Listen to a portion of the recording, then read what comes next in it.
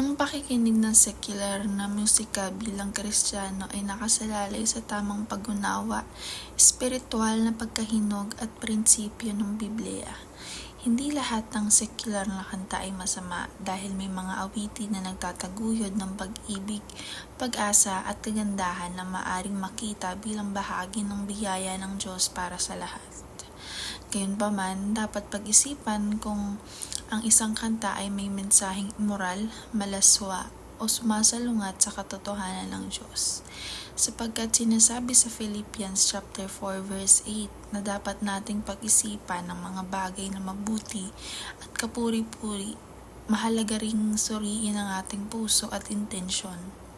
Dinadala ba tayo ng musika palapit sa Diyos o inilalayo tayo sa Kanya?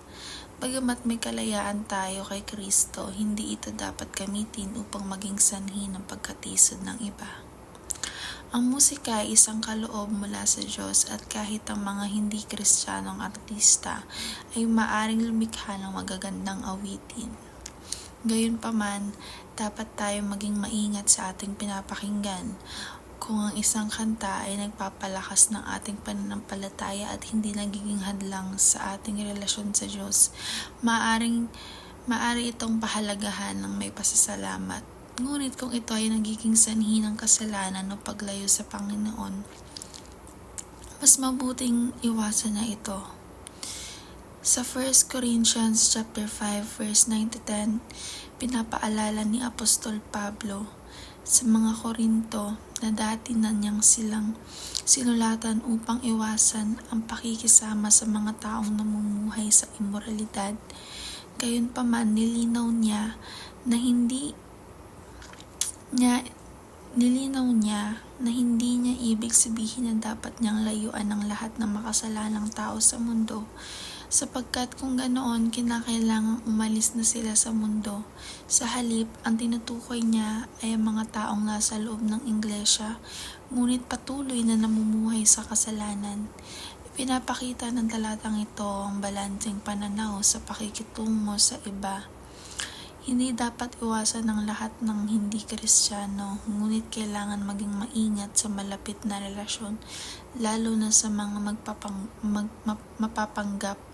nagpapanggap na Kristiyano, ngunit hindi namumuhay ayon sa kalooban ng Diyos. Ang pagiging sensitibo sa paggawa ng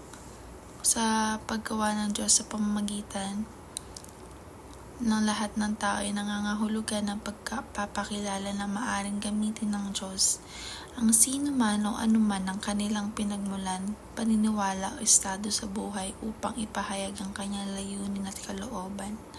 Minsan, inaasahan natin ang Diyos ay kumikilos lamang sa pamamagitan ng mga relihiyosong lider o Kristiyano, ngunit sa buong kasaysayan ginagamit niya maging ang mga hindi mananampalataya, mahihina at hindi inaasahang tao upang maghatid ng mensahe o magdala ng pagbabago. Karaniwang biyaya ng Diyos ay ang kanyang kabutihang ipinagkaloob sa lahat ng tao, mananampalataya man o hindi, kasama rito ang buhay, kalikasan, kakayahang mag-isip, talento at mabubuting bagay na ating tinatamasa sa araw-araw. Ang pagkilala at pasasalamat sa biyayang ito ay nagpapalalim ng ating pagpapahalaga sa kanyang kabutihan at nag-uudyok sa atin na gagamitin ito ng may tamang layunin. Maging bukas sa pakikipagtulungan sa sino man para sa ikakabuti ng lahat.